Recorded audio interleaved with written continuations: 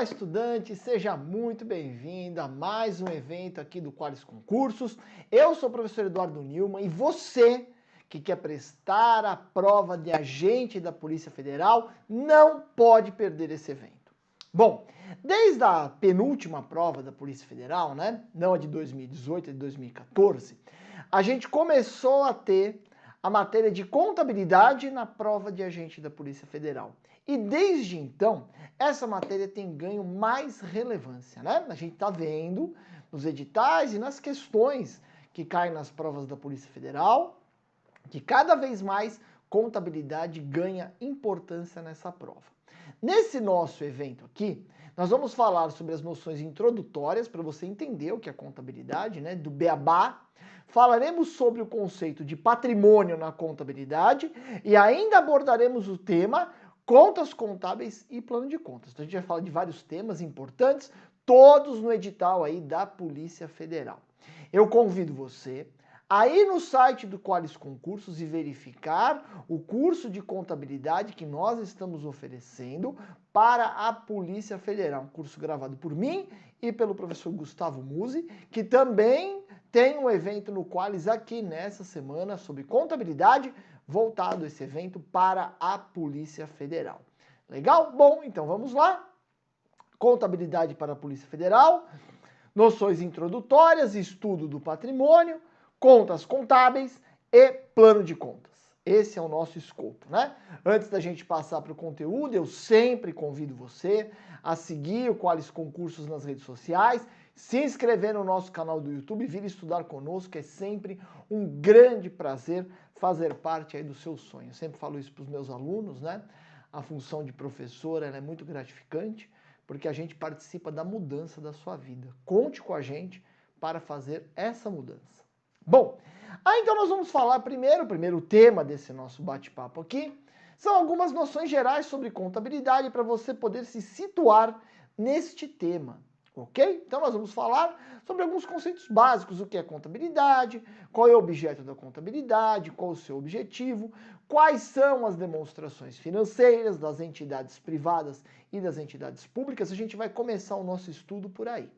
Bom, então primeiro a gente começa aqui com o que é contabilidade, e eu trago uma definição aqui para você que é bem importante e ajuda a gente a compreender o desenrolar da contabilidade. Então vamos lá, a contabilidade é a ciência que estuda e pratica as funções de orientação, controle e registro relativas à administração econômica de uma entidade pública ou privada, ou seja, de uma azienda. Então veja que a contabilidade é uma ciência, primeiro voltada para o registro dos fatos econômicos ocorridos em uma determinada entidade. Pode ser uma entidade sem fins lucrativos, pode ser uma entidade pública, pode ser uma entidade privada, ok? Então a primeira função é o registro.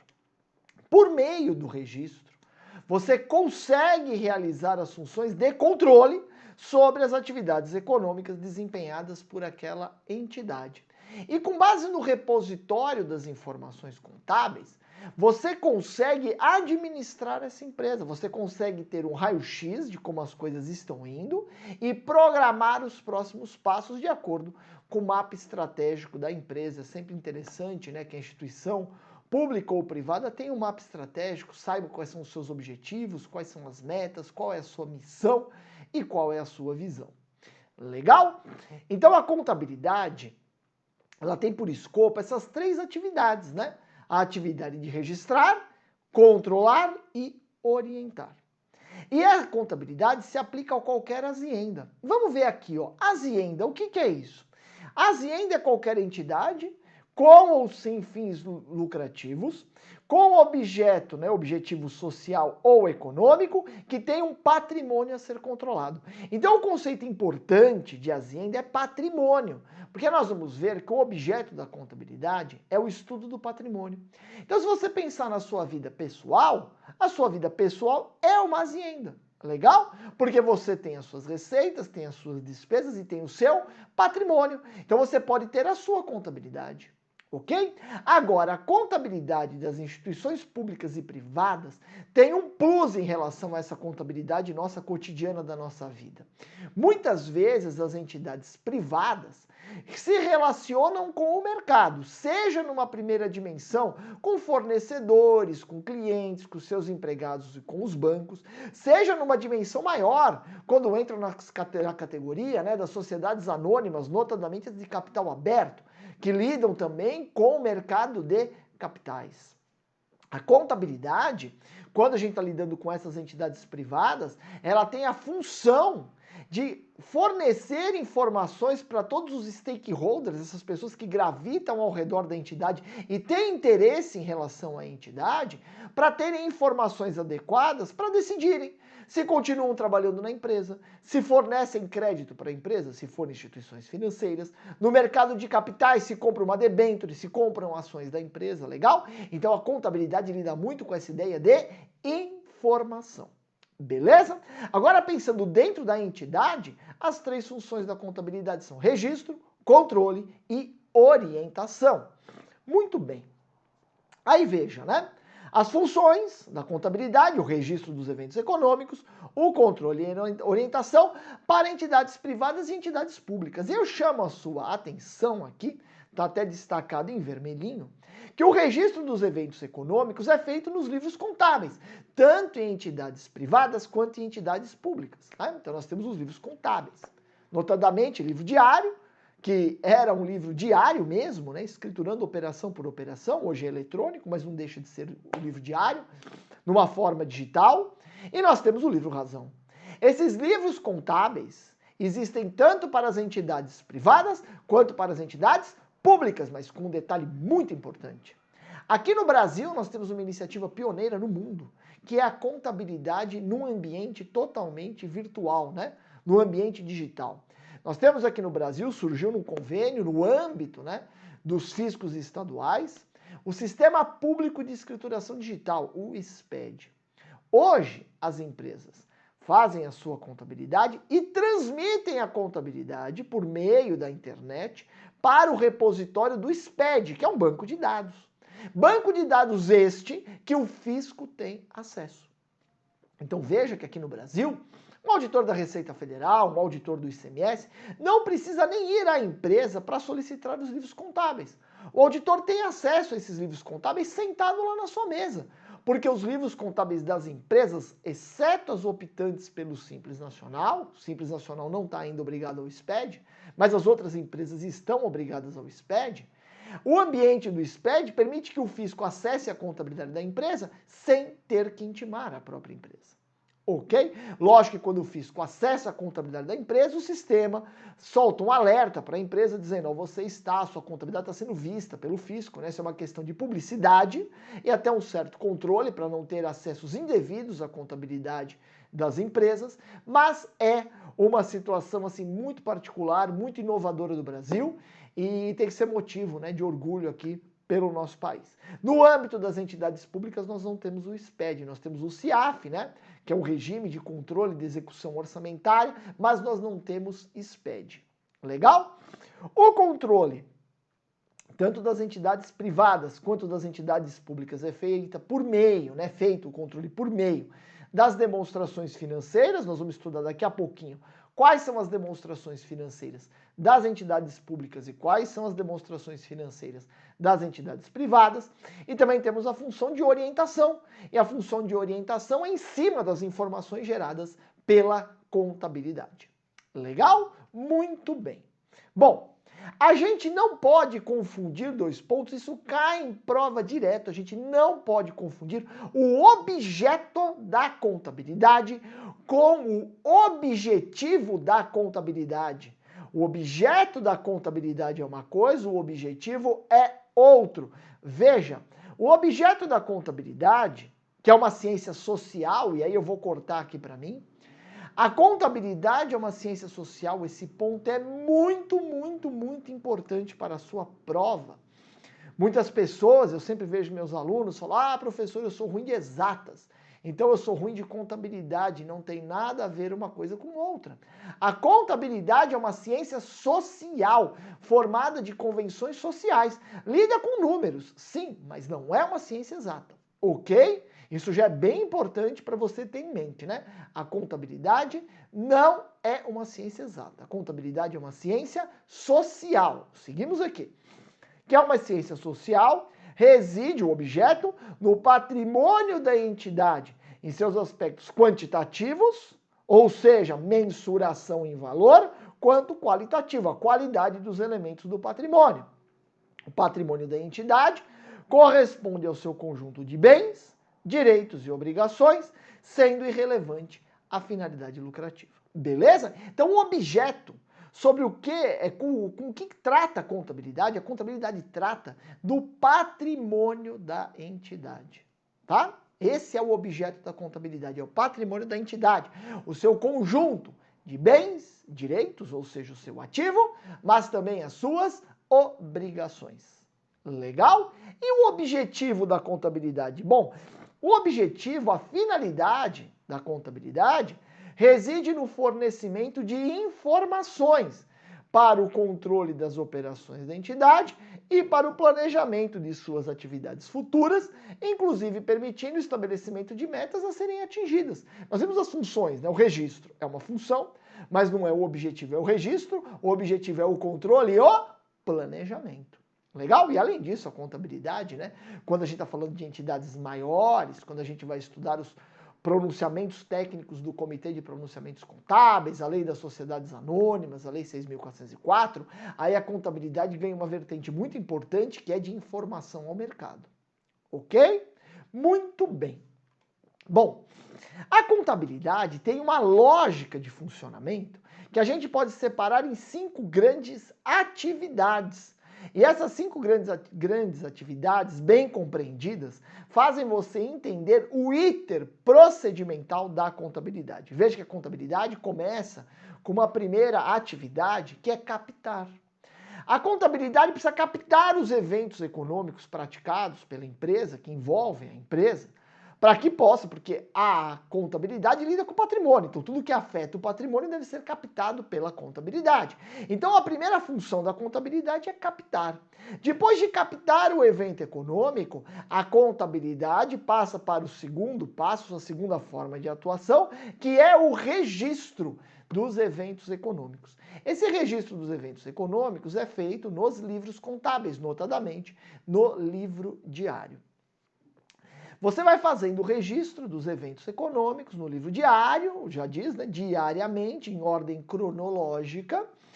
E assim, depois de você registrar os eventos econômicos no livro diário, a contabilidade imediatamente vai ganhando uma terceira forma de atuação, uma terceira atividade, que é o acúmulo dos eventos econômicos.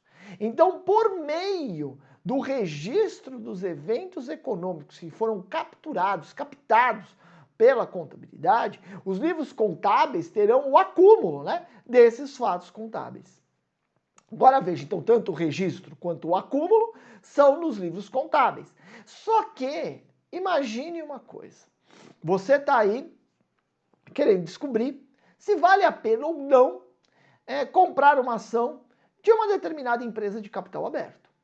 Imagina que você tivesse acesso ao livro diário dessa empresa. Não tem, tá? Porque nós temos acesso às demonstrações financeiras, o livro diário não. Mas suponha que você tivesse acesso ao livro diário. Você olhar o livro diário de um grande banco, de uma grande empresa de mineração, petrolífera, você não ia entender absolutamente nada, porque o livro diário é a ordem cronológica. Você não ia conseguir tirar nenhuma ideia de lá. Então, a contabilidade, além de lidar com os livros contábeis, a contabilidade se preocupa com uma quarta atividade, que é o resumo dos fatos econômicos. É conseguir passar para quem vai lidar com as informações contábeis um retrato da empresa. E esse retrato da empresa é feito por meio das demonstrações financeiras, notadamente o balanço patrimonial e a demonstração do resultado do exercício, que nada mais são do que consolidações, do que resumos das informações que constam dos livros contábeis. Você não pode confundir livro contábil com demonstração contábil. Livro contábil é onde são registrados os eventos econômicos. E nós temos basicamente 2 livros contábeis. Nós temos o livro diário, que o nome já diz, é registrar diariamente tudo o que vai acontecendo na empresa. E nós temos um outro livro que se chama Razão, que é um livro alimentado pelo diário. Só que no livro Razão, eu não tenho as contas, os lançamentos por dia. Eu tenho os lançamentos separados por conta contábil. Então eu vou ter lá no Razão uma conta chamada caixa. E aí todas as entradas e saídas de caixa vão estar lá no Razão agrupados nessa conta caixa. Compreende? Tudo bem? Então livro diário e livro Razão são livros contábeis. Pouco adiantaria para você fazer uma análise da empresa. Para fazer uma análise da empresa, nós temos as demonstrações financeiras. As demonstrações financeiras, como eu falei para você, nada mais são do que resumos das informações que estão nos livros contábeis, né? As demonstrações financeiras e os relatórios complementares, como as notas explicativas, por exemplo, que acompanham os balanços. A quinta forma de atuação da contabilidade é interpretar as demonstrações financeiras. Aí nós temos, né, análise de balanços, indicadores, e essa atividade de interpretação é feita tanto pela administração da empresa quanto pelos demais stakeholders. Legal? Só para você entender como a contabilidade funciona, como a contabilidade atua. Aí eu chamo a sua atenção aqui para as demonstrações financeiras. Veja, as entidades privadas e públicas têm balanço patrimonial. O que é o balanço patrimonial? É uma foto no fim de um determinado período, normalmente no fim do ano, em que se apresenta de forma estruturada. Nós vamos ver aqui algumas demonstrações financeiras da Companhia Vale do Rio Doce e também do Banco Central do Brasil. Se apresenta de forma estruturada os bens e direitos de uma empresa, que são o seu ativo, as suas obrigações, que são o seu passivo, e o patrimônio líquido, que é apurado por diferença, né? O patrimônio líquido é o ativo da empresa menos o seu passivo. Legal? Esse é o balanço patrimonial. Balanço patrimonial é uma demonstração financeira que temos tanto nas entidades privadas quanto nas entidades públicas. Além da foto do fim do período, é muito interessante saber o que aconteceu durante o período, se a empresa deu um resultado positivo ou negativo. Por isso que as entidades privadas, além da fotografia do fim do ano, que é o balanço patrimonial, contém um demonstrativo do resultado do exercício, que é um filme. Se o balanço patrimonial é uma foto do fim do ano, a demonstração do resultado é o filme do ano, com as receitas, os custos e as despesas incorridas pela empresa. Para você ter uma ideia se a empresa está tendo um resultado positivo ou um resultado negativo. Nas entidades públicas não se fala em demonstração do resultado do exercício, até porque as entidades públicas muitas vezes não vão ter essa finalidade lucrativa. Então, no âmbito das entidades públicas, a demonstração que apresenta o resultado positivo, negativo ou de equilíbrio entre receitas e despesas, isso consta da demonstração das variações patrimoniais, ok? Então, no âmbito das entidades públicas, a demonstração das variações patrimoniais é que apresenta as receitas e as despesas de uma entidade pública. Tranquilo? Siga comigo. Bom, tanto as entidades privadas quanto as públicas têm mais duas demonstrações obrigatórias. A demonstração dos fluxos de caixa e a demonstração das mutações do patrimônio líquido. Veja, a demonstração do resultado do exercício informará o resultado auferido pela empresa ou pela entidade pública. A entidade pública não chama de demonstração do resultado do exercício, né? É demonstração aqui, ó, das variações patrimoniais. Mas tanto a demonstração do resultado do exercício quanto a demonstração das variações patrimoniais serão elaboradas segundo o regime de competência, né? Regime de competência é assim. Se você vendeu alguma coisa, por exemplo, tem direito de receber, mas ainda não recebeu, você já tem uma receita. Você já tem receita, já tem lucro, mas não recebeu ainda. Esse é o regime de competência. Da mesma forma que você comprou alguma coisa para pagar a prazo, lá na sua contabilidade, o que você vai ter? Você vai ter o ativo e vai ter o passivo, a dívida a pagar, que estará pelo regime de competência. Tranquilo? Bom, mas interessa muito a quem está lidando com a empresa saber como está o seu fluxo de caixa, o dia a dia da grana. Porque às vezes a empresa vende muito, mas tudo no longo prazo, ela pode quebrar por falta de liquidez. Então, uma demonstração muito importante hoje, né? uma demonstração financeira muito importante, tanto para as entidades privadas quanto para as entidades públicas, é a demonstração dos fluxos de caixa, onde nós vamos ter as entradas e saídas de caixa, tratando de operações de curto prazo. Outra demonstração obrigatória, tanto para as entidades públicas como privadas, é a demonstração das mutações do patrimônio líquido, a variação das contas do patrimônio líquido, né? Capital social, reserva de capital, reserva de lucros, prejuízos acumulados, ajuste de avaliação patrimonial. Nós veremos, inclusive, quais são as contas que compõem o patrimônio líquido nesse nosso encontro aqui. Bom, as SAs de capital aberto, e somente elas, têm que apresentar a demonstração do valor adicionado. Então, as entidades públicas não têm essa demonstração. O que é a demonstração do valor adicionado, professor? É você mostrar qual foi o valor, a riqueza gerada pela sua atividade econômica naquele determinado período, normalmente um ano, e mostrar essa riqueza gerada para onde ela foi. Então, por exemplo, você aí durante um ano, você fez apenas uma coisa. Você comprou um produto por 100 mil e vendeu por 300 mil. Você só fez isso. Qual foi o valor adicionado por você? Que riqueza você gerou na economia? 200 mil reais. Então ia aparecer lá que você gerou 200 mil. E como foi distribuído essa riqueza? Para onde foi? Uma parte vai para o governo, que é tributo, uma parte vai para salário dos empregados, outra parte vai para aluguel, outra parte vai para despesas gerais, energia elétrica, por exemplo, uma parte vai para distribuição de lucro, outra parte fica na própria empresa como um lucro reinvestido. É legal? Então a demonstração do valor adicionado, como nós veremos daqui a pouquinho, inclusive no exemplo da Vale do Rio Doce, você tem a riqueza gerada pela empresa e a aplicação desta riqueza. Legal?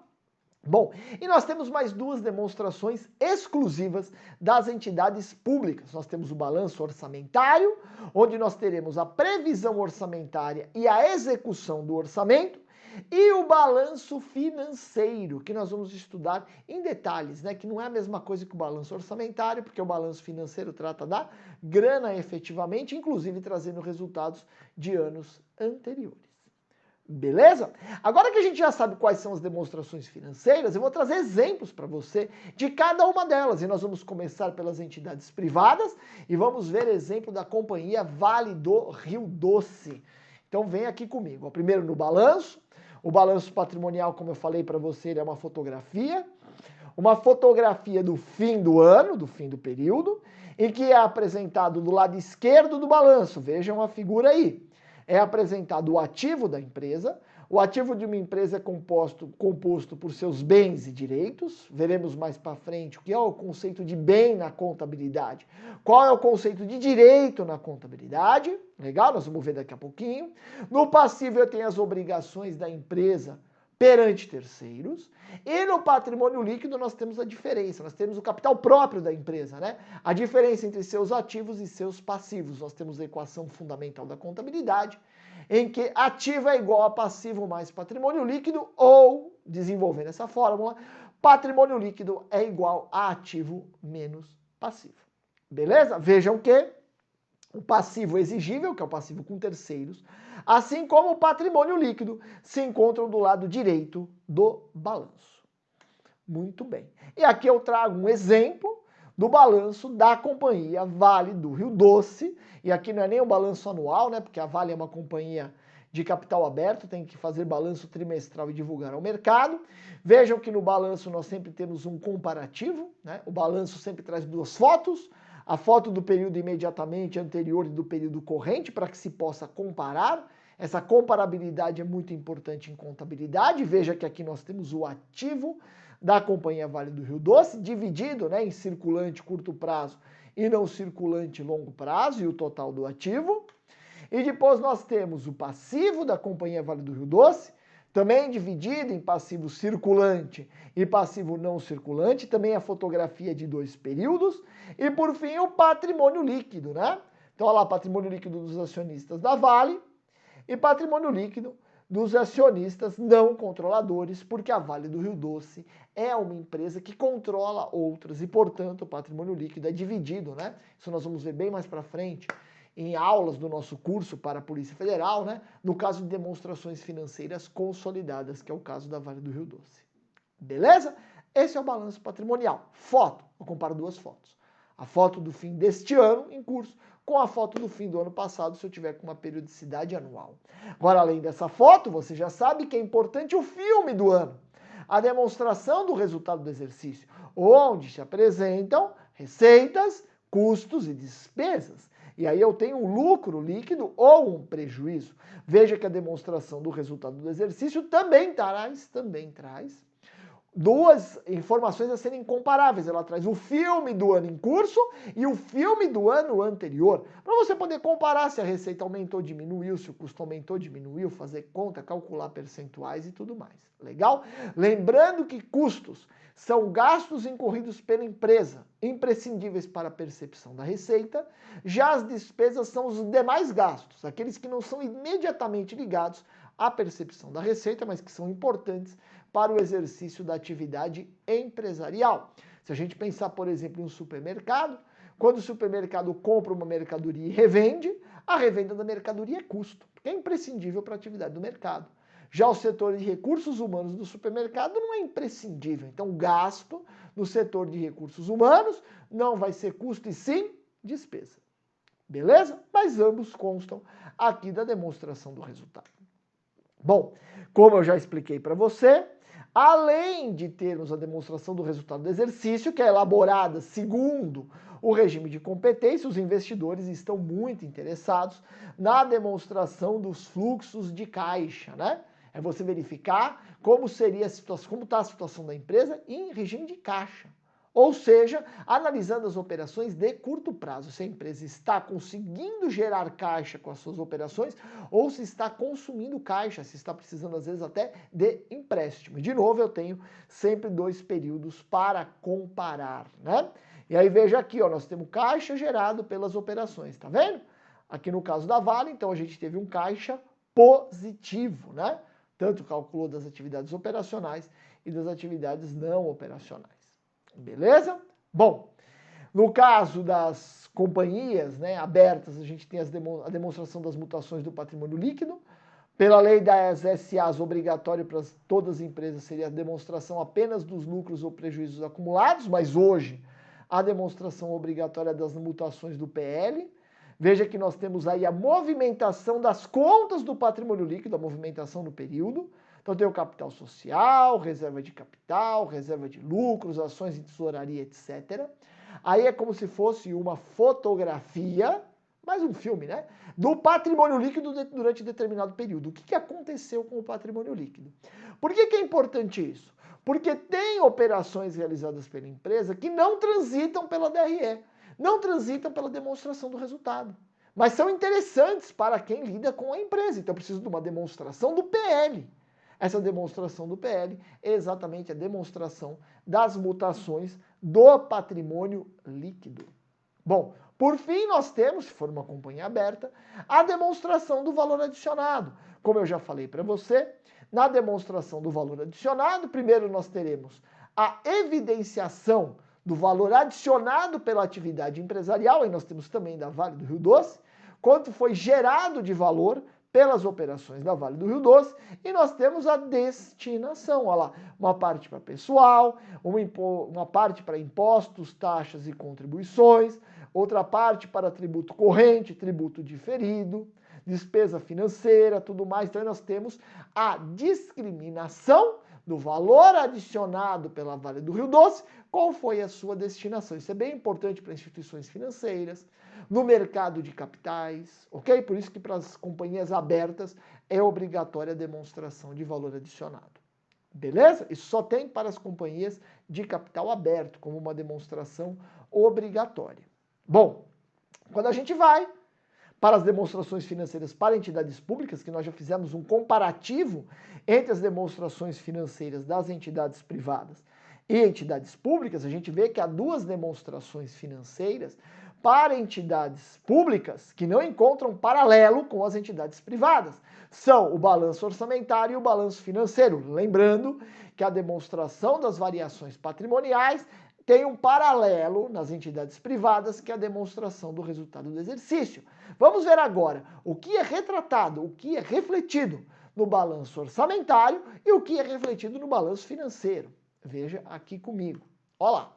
O balanço orçamentário, é um demonstrativo contábil em que se confrontam no dado momento as receitas e despesas previstas na lei orçamentária com as realizadas.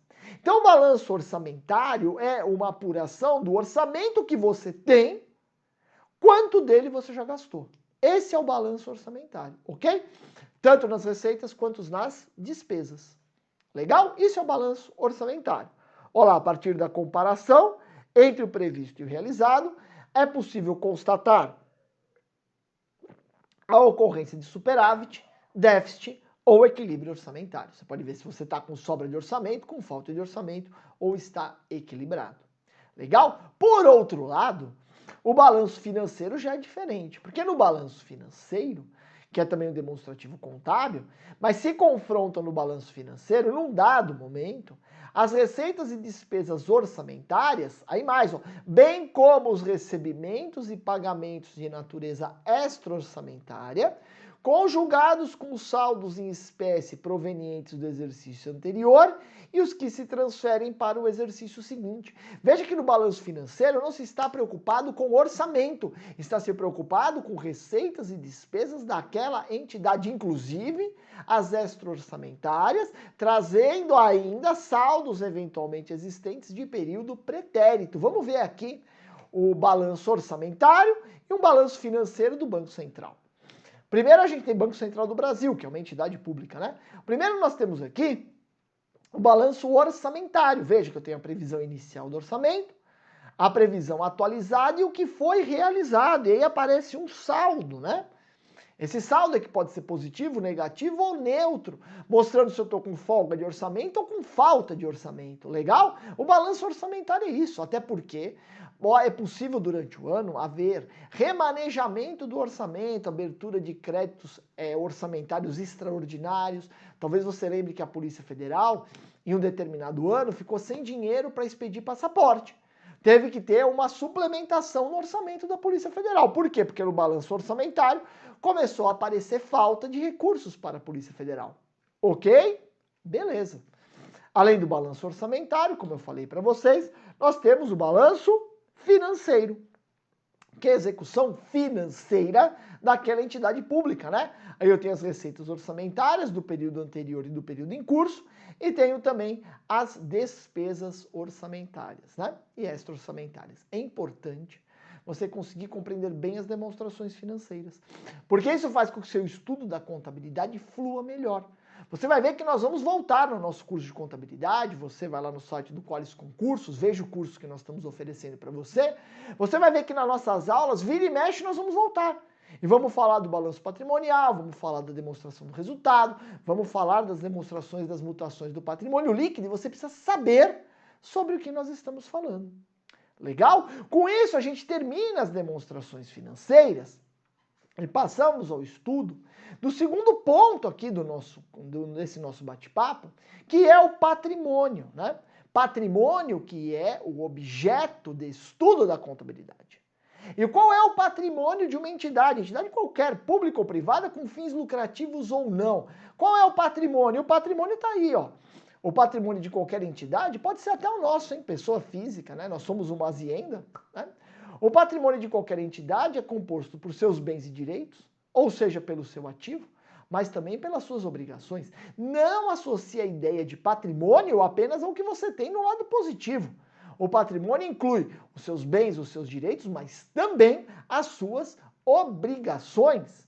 E aí é muito importante a gente conseguir compreender o que é bem e o que é direito dentro da contabilidade. Por quê?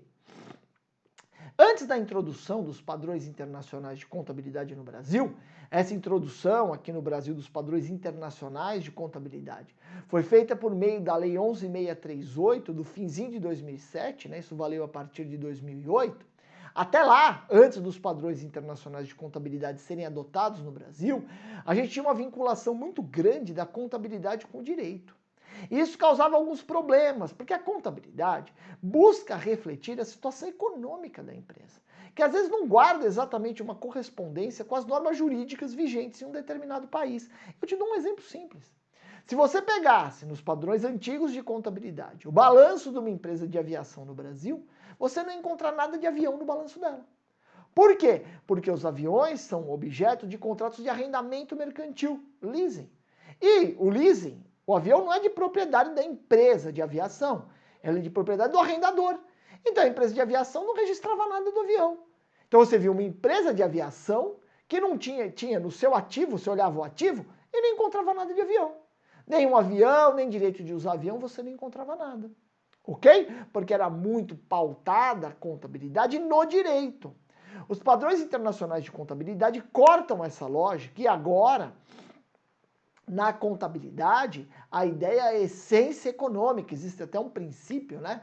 Não escrito, mas muito dito, da essência sobre a forma. Até a gente tem em normas do Conselho Federal esse princípio, né? A essência sobre a forma, o que vale é a essência econômica. Então nós vamos saber qual é o conceito, então, de bem para a contabilidade, que não será o mesmo conceito de bem para o direito. Veja, no direito, bem é tudo que pode ser objeto de direito para ser utilizado e apropriado. No âmbito do direito, um bem é aquilo que pode ser objeto de relação jurídica. Então, se você pegar assim, o ar que nós respiramos, no direito não é um bem. Porque o ar que nós respiramos, não tem como você se apropriar dele e entabular uma relação jurídica. Pelo menos até agora não temos como. Legal? Então, no âmbito do direito, aquilo que você não consegue se apropriar para realizar uma relação jurídica não é um bem. No âmbito da economia, o conceito de bem já é um pouco diferente e vai se aproximar mais do atual conceito da contabilidade. Veja, na economia, bem é tudo que pode satisfazer as necessidades humanas. Então, no âmbito da economia, um bem é definido pela sua utilidade. Até alguns estudos, eu chamo a sua atenção para isso, dizendo que, dentro do direito, é proibida a comercialização de órgãos de pessoas, ok? Você não pode pegar e ter um rim sendo vendido, um pulmão sendo... Não existe isso. Legal? Agora, existem estudos no âmbito da economia dizendo que seria mais eficiente do ponto da utilidade das pessoas que precisam desses órgãos, que essa operação com órgãos fosse permitida dentro do direito. Por quê? Porque ela traria uma eficiência econômica. No âmbito da economia, se você precisa de um transplante de rim, esse rim é um bem. Porque ele traz uma utilidade para você. Compreendeu? No âmbito do direito, não, porque hoje é proibido qualquer negócio jurídico que envolva uma mercancia com órgãos humanos. Compreendeu então a diferença entre o direito e a economia? E a contabilidade? Qual é o conceito de bem na contabilidade? Vejam, bem na contabilidade são os itens tangíveis e intangíveis. Opa! Então, na contabilidade, eu tenho que sair daquela ideia de que bem é algo que tem existência física corpórea. Bem pode ser algo que tem existência física corpórea, mas também pode não ter. Pode ser uma marca, pode ser uma patente. Pega, por exemplo, agora uma empresa que tenha desenvolvido aí uma vacina para o coronavírus e ela tem a patente dessa vacina. Aí ela não quer produzir, ela quer vender, ou ela quer permitir que um outro também fabrique. Não tem valor? Lógico que tem. Tranquilo? Então, bem é algo tangível ou intangível, quantificável em dinheiro, até porque na contabilidade os bens têm que ser expressos, têm que ser quantificados em moeda, e que integrarão o patrimônio da entidade para utilização imediata. Então veja que na contabilidade a ideia é de utilidade do bem. Legal? Utilidade para a entidade.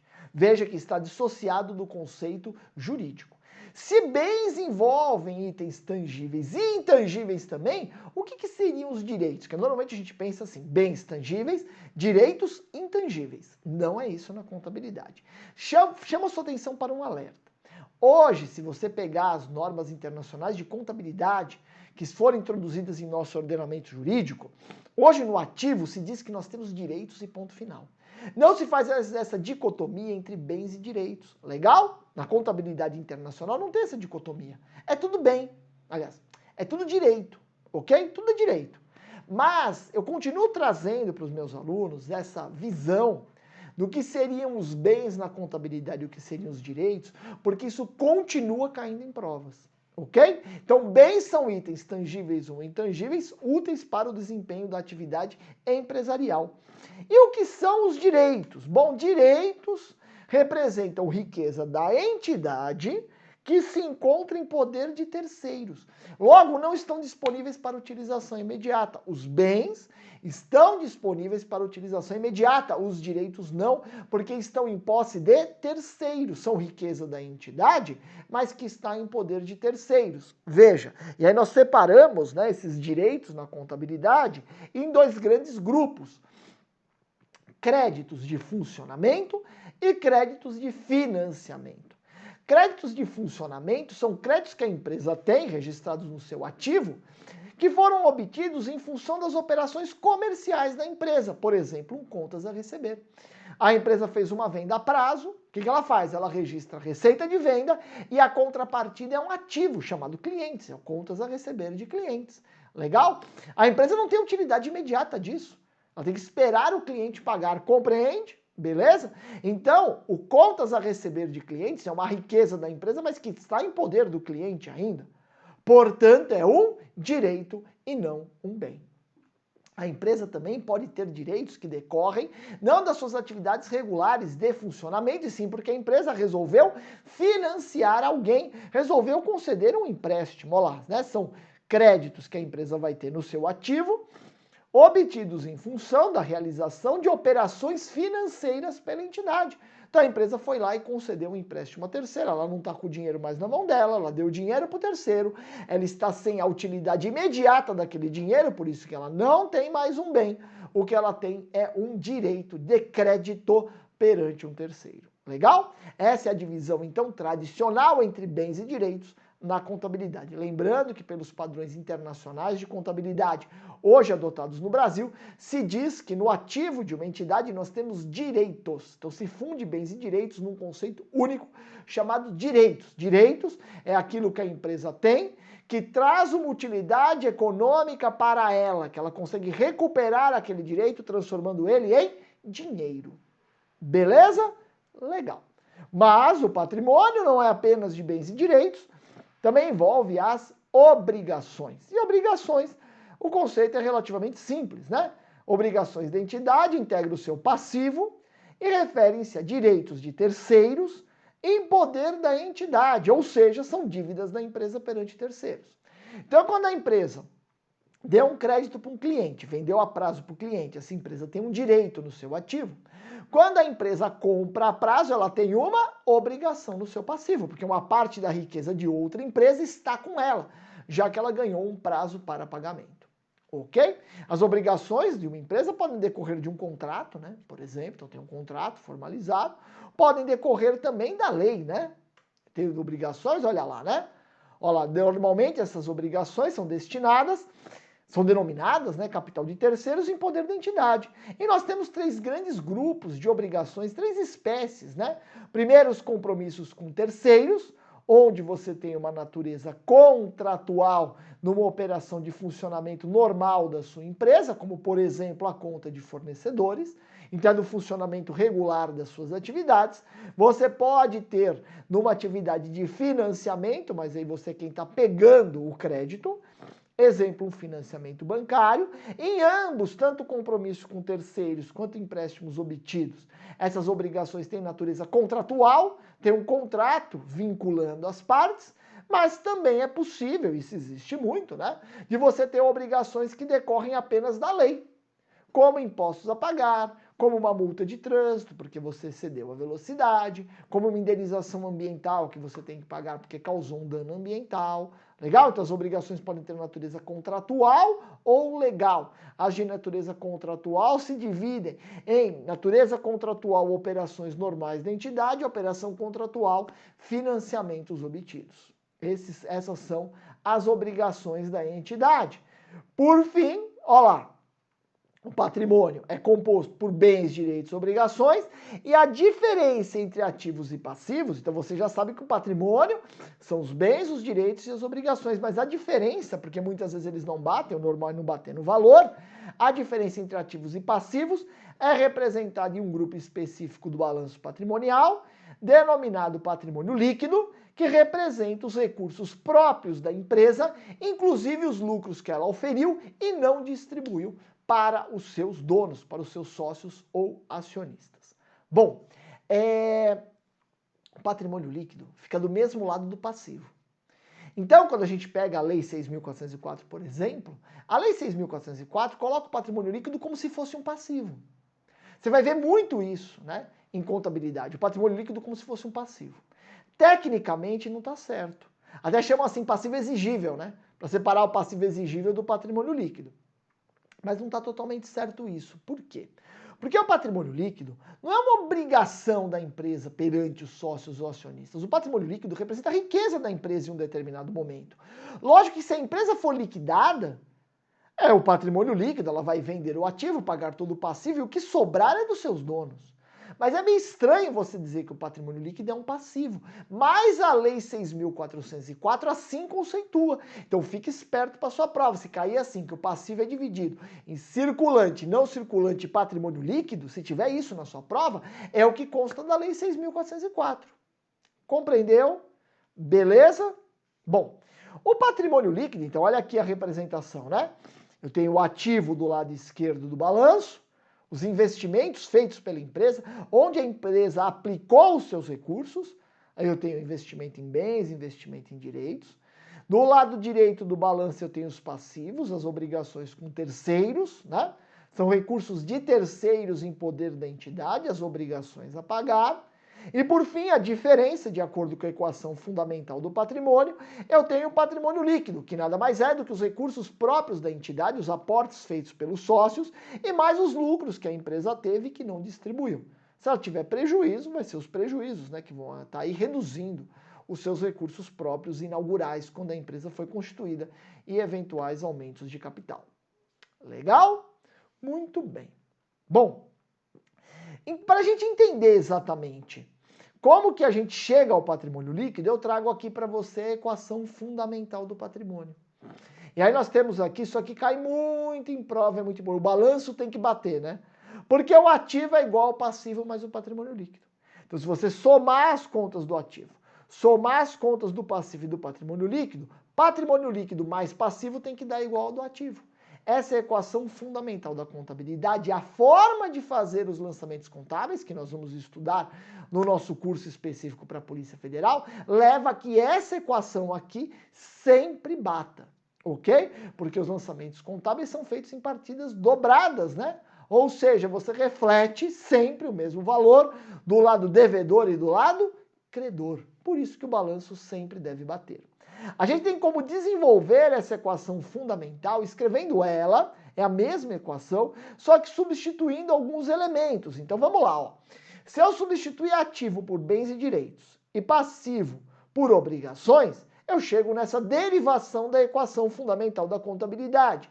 Bens mais direitos é igual a obrigações mais o patrimônio líquido. Legal? Nada mais fiz do que substituir ativo por bens e direitos e passivo por obrigações. Vamos a mais uma derivação. Patrimônio líquido é igual a ativo menos passivo. E aí chega bem o que eu estava falando para você, né? Que o patrimônio líquido é apurado por diferença. O patrimônio de uma empresa é o seu ativo e o seu passivo. O patrimônio líquido é apurado por diferença. Tranquilo? O ativo de uma empresa são os seus bens, os seus direitos e as suas obrigações. Esse é o patrimônio de uma empresa.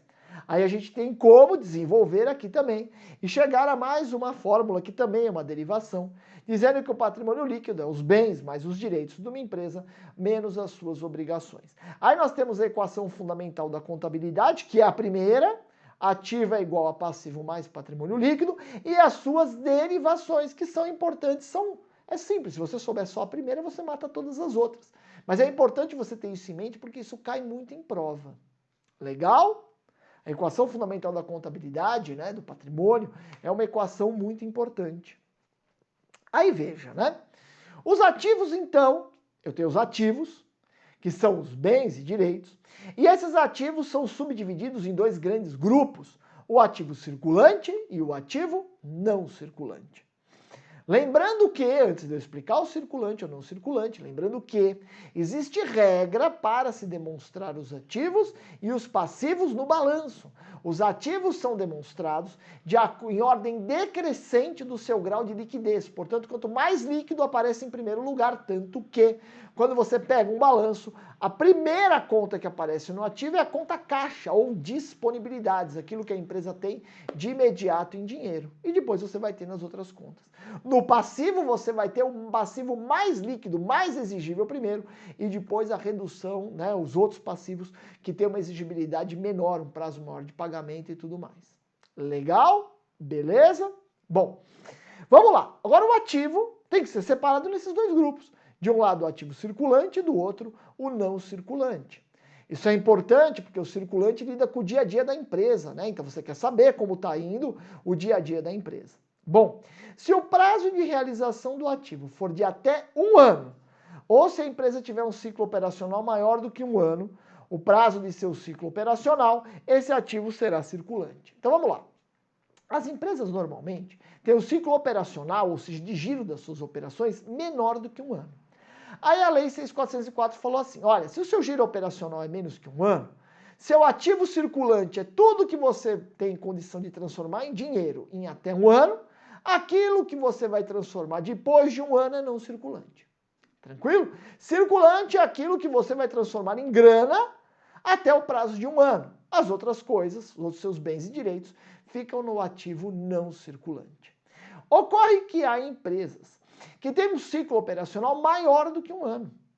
Tem empresas, eu dou sempre o mesmo exemplo, né? Uma empresa que constrói navio. Pessoal, o navio é uma coisa tão grande que o ciclo operacional para você fazer um navio é mais do que 1 ano.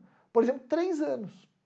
Se você tiver um ciclo operacional maior do que 1 ano, não tem sentido você fazer o seu ativo circulante só de 1 ano. Porque circulante é curto prazo, entende? Circulante não pode ser menor que seu ciclo operacional. Então, se eu pegar uma empresa que constrói navios e que o seu prazo, o seu ciclo operacional é de 3 anos, estará no seu ativo circulante todos aqueles bens e direitos de realização em até 3 anos. 3 anos, que é o ciclo operacional. O que passar 3 anos vai para o não circulante, compreende? Então esse critério de 1 ano para o circulante, mais de 1 ano para o não circulante, é para as empresas que têm um ciclo operacional de até 1 ano. Se o ciclo operacional for maior que isso, usa o ciclo operacional para separar o circulante e o não circulante. Agora veja um ponto importante. O ativo não circulante é subdividido em 4 grupos. Nós temos o ativo realizável a longo prazo, são os direitos que a empresa tem com terceiros para receber com prazo maior do que 1 ano. Legal? Então você fez uma venda hoje para receber daqui a 24 meses. Vai estar lá no seu ativo não circulante, dentro do subgrupo, realizável a longo prazo.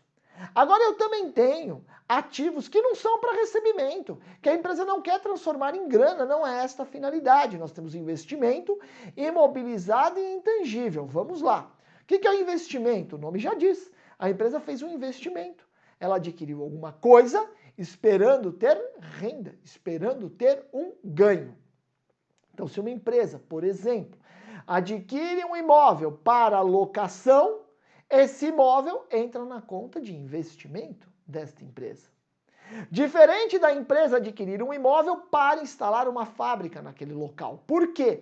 Porque os bens corpóreos utilizados pela empresa para o exercício da sua atividade operacional entram no subgrupo do imobilizado. Então veja, o investimento tem aqueles bens e direitos que a empresa mantém para oferir rendimentos, para oferir ganhos. Não é a sua atividade operacional típica.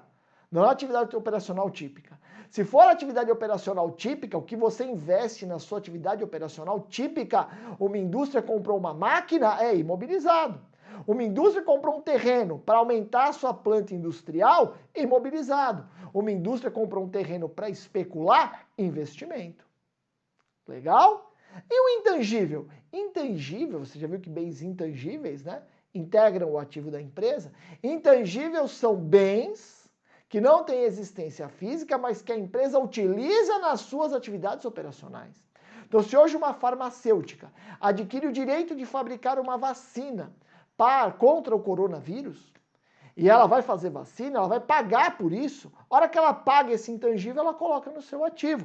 E depois amortiza esse intangível lá no resultado, como custo, conforme ela produz as vacinas, no período em que ela tem direito de produzi-las. Compreendeu? Beleza?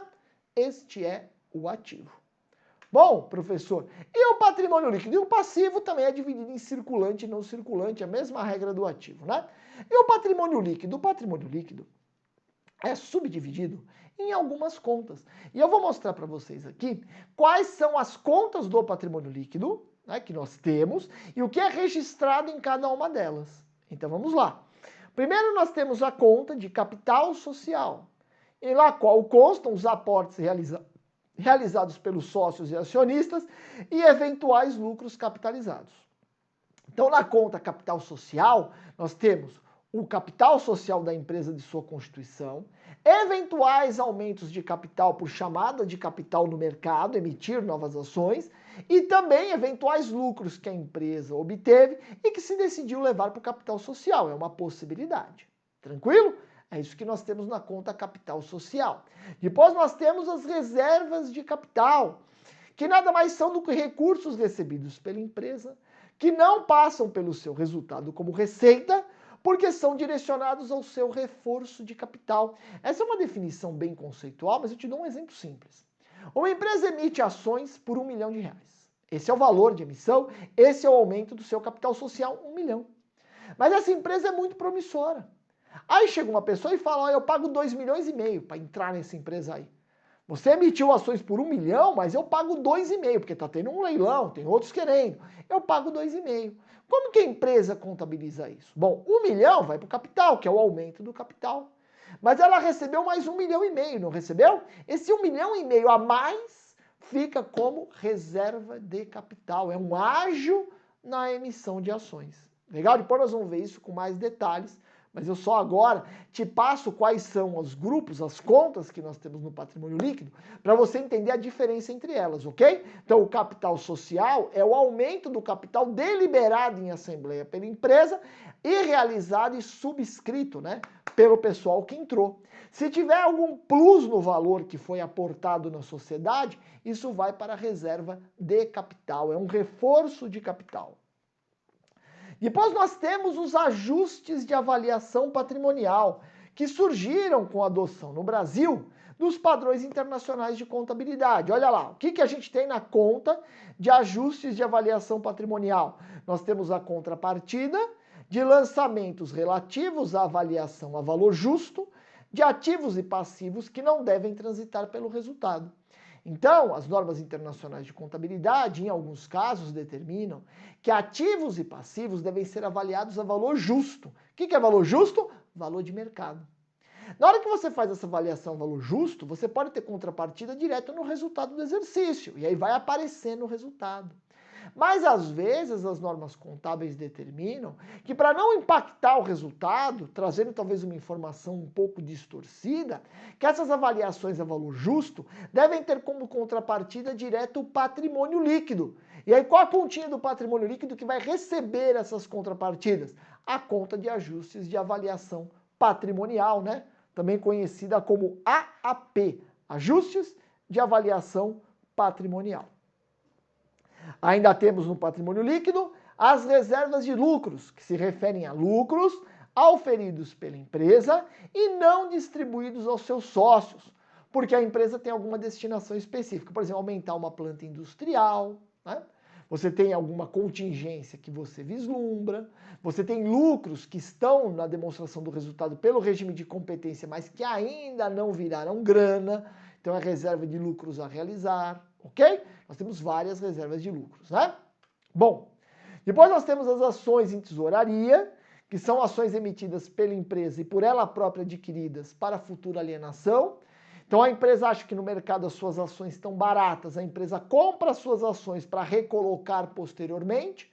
Nesse caso a empresa não vai registrar as ações que ela comprou dela mesma como um ativo, porque não tem como ela ter um ativo contra ela.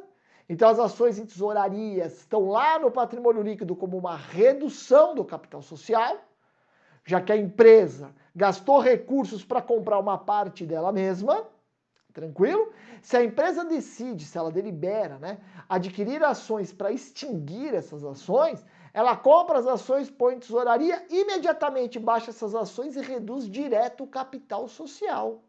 Ok? Muito bem. E por fim, nós temos a conta, podemos ter de prejuízos acumulados. No balanço, hoje, não pode mais aparecer a conta lucros acumulados. Os lucros auferidos pela empresa têm que ser necessariamente destinados, isso é obrigatório. Eu não posso ter lucros apurados na contabilidade e não destinados. Então você pode destinar, vai ter destinação para reserva de capital, que é reserva de lucros, lucros a realizar, reserva para expansão, tudo mais tal. Eu posso capitalizar lucros. Agora, o que eu não destino tem que distribuir. Então, a distribuição do excedente aos sócios ou acionistas é obrigatória na nova lei das sociedades anônimas aqui no Brasil. Beleza? Então, nós tivemos um panorama todo do patrimônio e eu trago aqui a estrutura, então, do balanço, né? Já com toda essa subdivisão. Então, veja que nós temos o ativo, circulante e não circulante. O não circulante subdividido em realizável a longo prazo, investimento imobilizado e intangível. No lado do passivo, vejam, né, que nessa demonstração aqui, o patrimônio líquido está como um tipo de passivo. Por quê? Porque esta é a ideia da Lei 6.404. É uma ideia errada, mas guarde para sua prova que a Lei 6.404 coloca o patrimônio líquido como um tipo de passivo. Legal? Aí nós temos o passivo circulante, não circulante, que eu tenho aí as obrigações com terceiros, e o patrimônio líquido, né, com as suas subdivisões, as contas do PL, capital social, reservas de capital, ajuste de avaliação patrimonial, reservas de lucro, ações em tesouraria e prejuízos acumulados. Beleza?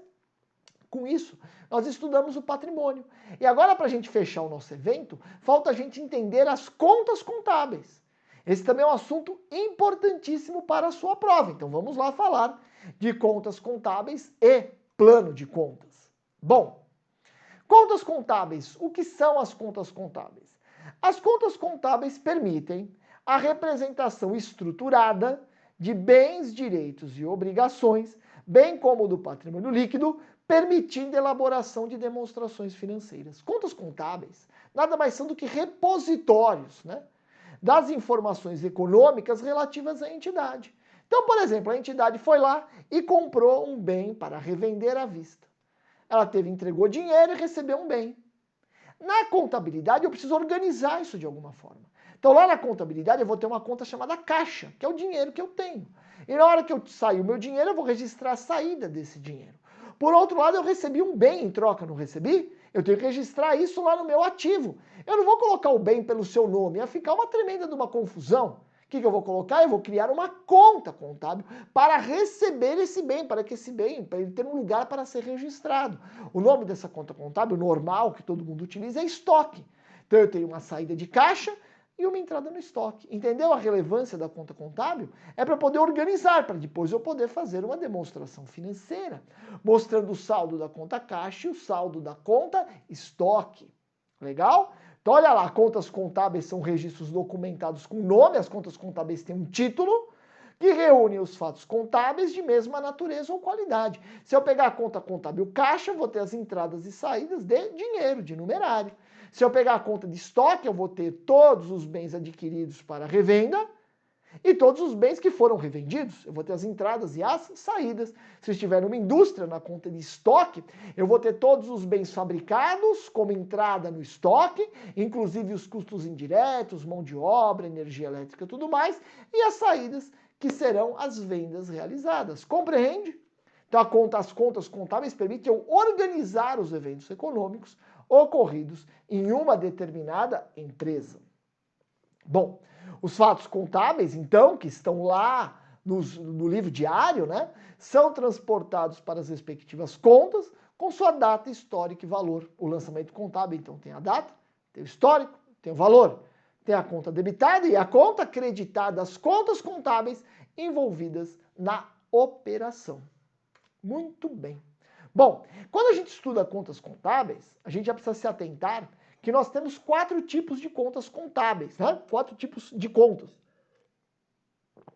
Nós temos as contas ativas, passivas, contas de resultado e contas de compensação. Bom, as contas ativas são as que compõem o ativo, são as que registram os bens e os direitos da entidade. Legal? Então as contas ativas são as que registram o ativo. E as passivas são as contas que registram as obrigações da entidade com terceiros, inclusive o patrimônio líquido. Lembra que pela Lei 6.404, o passivo, né, de uma entidade compõe também o seu patrimônio líquido. Por isso que não se fala de conta de natureza patrimônio líquido. Se fala contas de natureza ativa e contas de natureza passiva. Legal? A gente poderia falar contas de patrimônio líquido, mas normalmente o que se fala são contas de natureza ativa e passiva, que são as chamadas contas patrimoniais. São as contas que constam do balanço. Depois eu tenho as contas que constam da demonstração do resultado do exercício. São as contas que refletem os impactos no patrimônio líquido em decorrência da atividade exercida pela entidade. São as contas de receita, de custos e de despesas. Tem as contas, eu tenho as patrimoniais, tem as contas de resultado. Guarda isso que isso vai ser importante quando falarmos de apuração de saldo, ok? Contas patrimoniais, ativas e passivas, contas de resultado. Por fim, nós temos as contas, é possível termos contas de compensação. As contas de compensação não aparecem no balanço, ok? Elas não aparecem no balanço, mas elas servem para controle de determinadas operações, controle extra-balanço. As instituições financeiras têm muitas contas de compensação no plano de contas aprovado pelo Banco Central, para fins de controle. Legal? Se a empresa tem liberdade para elaborar o seu plano de contas, nós vamos falar isso daqui a pouquinho, a empresa verifica se é o caso de ter conta de compensação ou não. Se a empresa tem um plano de contas obrigatório, já adiantando aqui no Brasil, os bancos e as entidades sob supervisão da SUSEP têm um plano de contas obrigatório a ser seguido, aí se tiver conta de compensação você vai ter que usar. Legal? Então esses são os 4 tipos de conta contábil: contas ativas, contas passivas, contas de resultado e contas de compensação. E aí eu pus exemplos aqui para você de ativas: caixa, banco, estoque, clientes, imóveis. Aí também os intangíveis, marcas, né? Investimento, participações societárias e etc. Nas passivas nós temos fornecedores, empréstimos a pagar, adiantamento de clientes, lá do passivo, e do PL, capital social, reserva de lucros, etc. No resultado nós temos as receitas, os custos e as despesas.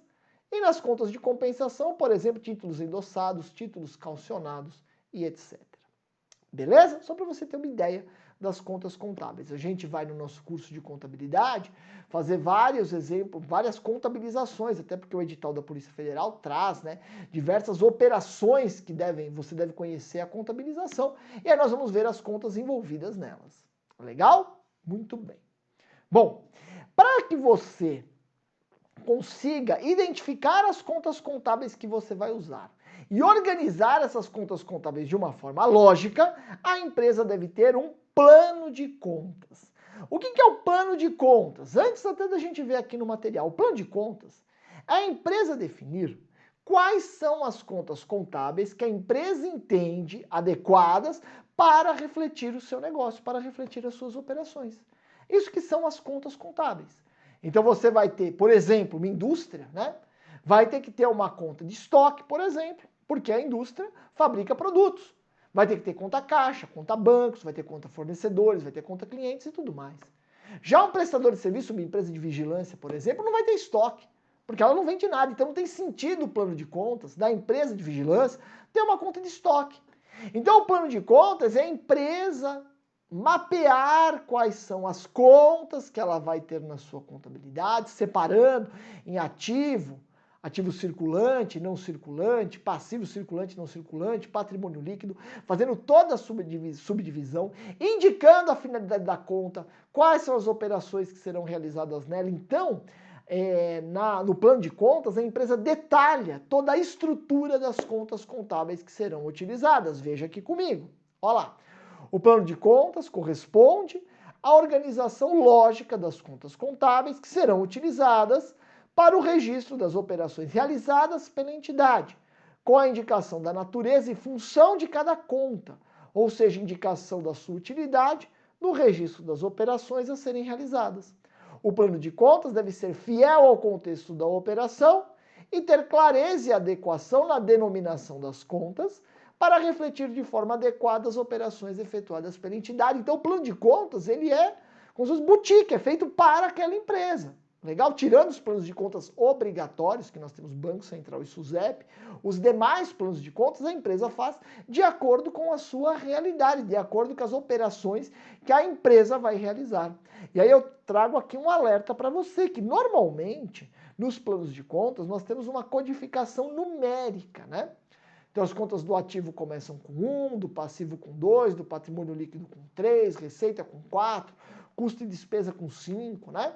É uma forma de organizar. Aí o ativo 1.1 é ativo circulante, 1.1.1 é o ativo disponível. Então você tem toda uma codificação para organizar essas contas contábeis no seu plano.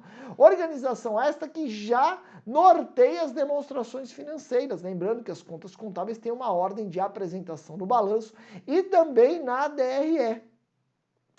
Aí eu trago para você aqui um pequeno exemplo de um plano de contas, né? Veja a codificação. 1 ativo, 1.1 ativo circulante, 1.1.1 disponível, 1.1.01 caixa geral, 1.1.1.01.001 caixa matriz, 1.1.1.01.002 caixa filial. Qual é a função?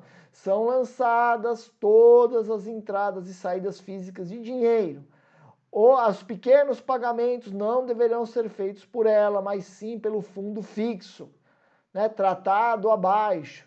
Debita-se na entrada e credita-se na saída. Natureza devedora sempre, né? Tem que ser saldo devedor.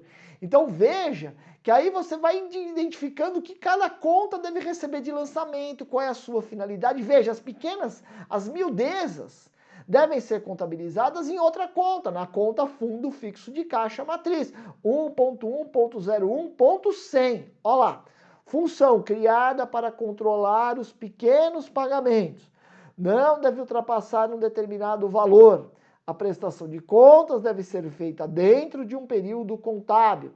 Debita-se na entrada e credita-se na saída. Uma conta de ativo, né? Conta de ativo é assim. Natureza devedora sempre.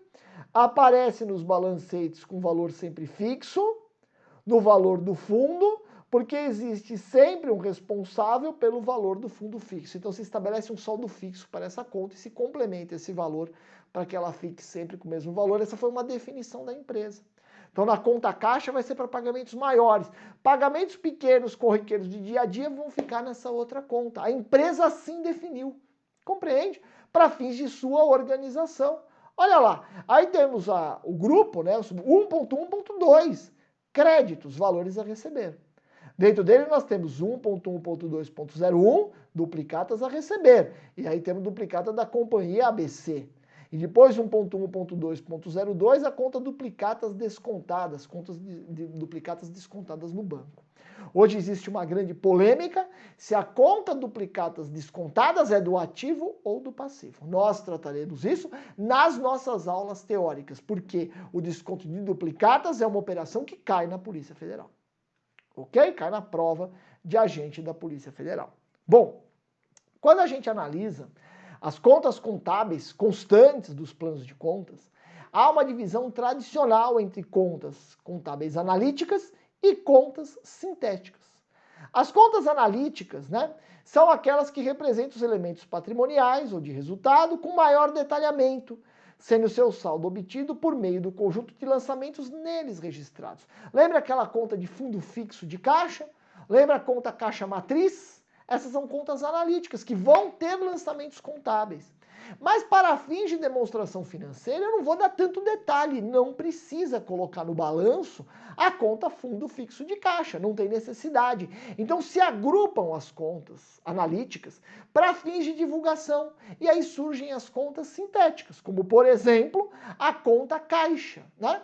Que é uma conta sintética que engloba outras contas, caixa matriz, caixa filial, fundo fixo de caixa e tudo mais.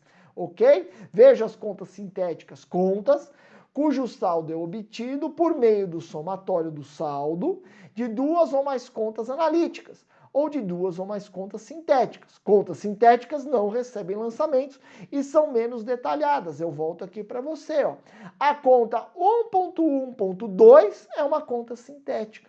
A conta 1.1.2.01 também seria uma conta sintética, porque a conta analítica, aquela que ia ter lançamentos mesmo, é a conta 1.1.2.00.001, Companhia BC Limitada. Legal? Então, conta analítica é o menor detalhe que você tem no plano de contas. É lá que devem acontecer os lançamentos contábeis.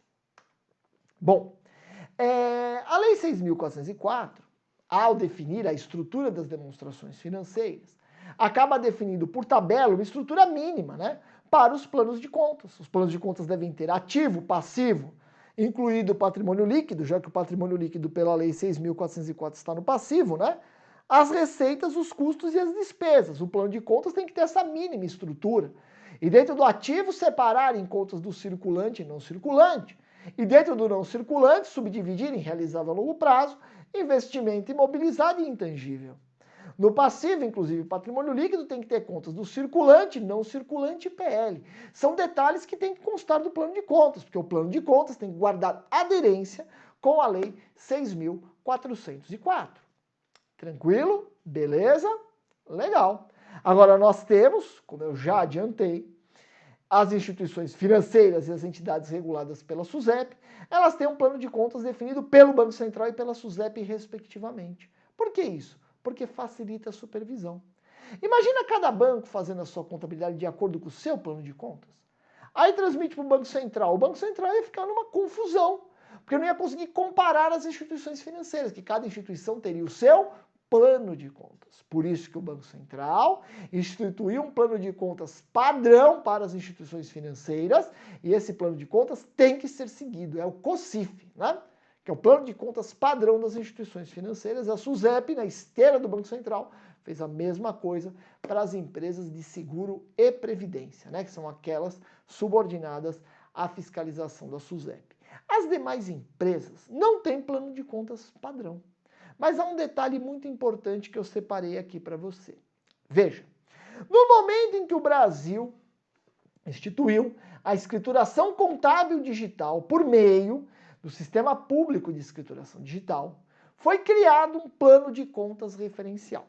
Veja, qual foi a ideia? Agora eu crio a contabilidade digital e todas as empresas vão ter que transmitir a contabilidade digital nesse ambiente informatizado. Ora, se cada empresa mandar a informação do jeito que está na sua contabilidade, vai ser difícil, vai ficar uma confusão, principalmente para o fisco, que tem muito interesse nisso, para conseguir organizar, porque cada empresa vai ter o seu plano de contas. Então, no âmbito do SPED, existe um plano de contas referencial. O que significa isso? Dentro do SPED, existe um plano de contas padrão. A empresa não é obrigada a usar. Ela não é obrigada a usar o plano de contas referencial. Se ela usar o plano de contas referencial, ela vai ter uma vida mais fácil no SPED. Por quê? Porque ela já vai escriturar a sua contabilidade de acordo com o plano referencial. Portanto, na hora de transmitir no SPED, a empresa transmite as informações e ponto final, porque as suas contas contábeis já estão direitinho dentro do plano de contas referencial. Se a empresa não adotar o plano de contas referencial do SPED, ela vai ter um trabalhinho a mais. Qual é o trabalhinho? Correlacionar cada conta contábil que essa empresa tem no seu plano de contas com o plano de contas referencial do SPED. Porque no final o SPED vai montar a contabilidade das empresas sempre pelo plano de contas referencial. A empresa não precisa adotar o plano de contas referencial, ela pode usar um outro plano de contas, um plano de contas que ela acha mais interessante, mas ela vai ter que fazer esse depara dentro do SPED, entendeu? Falar, essa conta contábil do meu plano de contas corresponde àquela do plano de contas referencial, e essa outra conta contábil corresponde àquela outra, e assim por diante, ela vai ter uma trabalheira. Então há uma tendência das empresas aderirem ao plano de contas referencial do SPED. Legal? Eu precisava dar essa dica e falar isso para você. Então, olha lá. Função do plano de contas referencial é facilitar a análise pela Receita Federal e também dos demais fiscos das informações contábeis prestadas pelas empresas por meio do Sistema Público de Escrituração Digital, o SPED, né, a chamada Escrituração Contábil Digital. Se a empresa não adotar o plano de contas referencial, ela vai ter que informar, no âmbito do SPED, a correlação entre seu plano de contas e o plano de contas referencial. Bom, a gente já está caminhando aqui para o finzinho do nosso evento e a gente vai falar sobre a apuração do saldo das contas contábeis. Eu sei que você já está um pouquinho cansado, já faz um tempo que nós estamos aqui juntos, mas preste atenção. As contas contábeis têm os seus saldos periodicamente apurados. Veja, ó, as contas contábeis têm os saldos apurados periodicamente para fins de demonstração, seja no balanço, seja na demonstração do resultado do exercício. Agora preste atenção nesse quadrinho que eu pus aqui para você no slide. Os saldos das contas patrimoniais são apurados, divulgados no balanço e adotados como saldo inicial do período seguinte. Lógico. Eu tiro uma foto no balanço, lembra? Eu tiro uma foto, então eu tenho 100 mil no banco. Pá, tirei a foto. No primeiro dia do ano seguinte, eu continuo com 100 mil no banco. Então o saldo da minha conta contábil que eu mostro no balanço é o saldo inicial do ano seguinte. Já a demonstração do resultado do exercício é um filme. As contas do resultado refletem o que aconteceu no ano. Terminou o ano, as contas de resultado são todas zeradas para começar uma nova apuração no ano seguinte. Compreendeu? Então veja, ó, as contas de resultado também têm os saldos apurados e divulgados, não no balanço e sim na DRE, mas os saldos não são transferidos para o período seguinte, porque senão um filme ia macular o outro filme. Eu quero saber o resultado do exercício de cada ano. Entende por que então que tem que zerar? Ok? Todo ano as contas de resultado têm seus saldos apurados, demonstrados na DRE, na demonstração do resultado do exercício, mas não são transportados para o período de apuração seguinte. E aí eu trago aqui para fechar, né, um exemplo de balanço patrimonial e também um exemplo de DRE. Veja, né, o ativo circulante, ó lá, caixa, bancos, aplicações financeiras, mais líquidos, depois contas a receber, estoque, depois um realizável a longo prazo, contas a receber, o ativo permanente, o antigo ativo permanente, né, que tinha investimento imobilizado e diferido, hoje nós temos intangível no lugar do diferido, depois o passivo circulante, exigível a longo prazo, e o patrimônio líquido. Legal? E por fim, fechando a nossa aula, a demonstração do resultado do exercício, elaborada segundo os parâmetros fiscais e da Lei 6.404.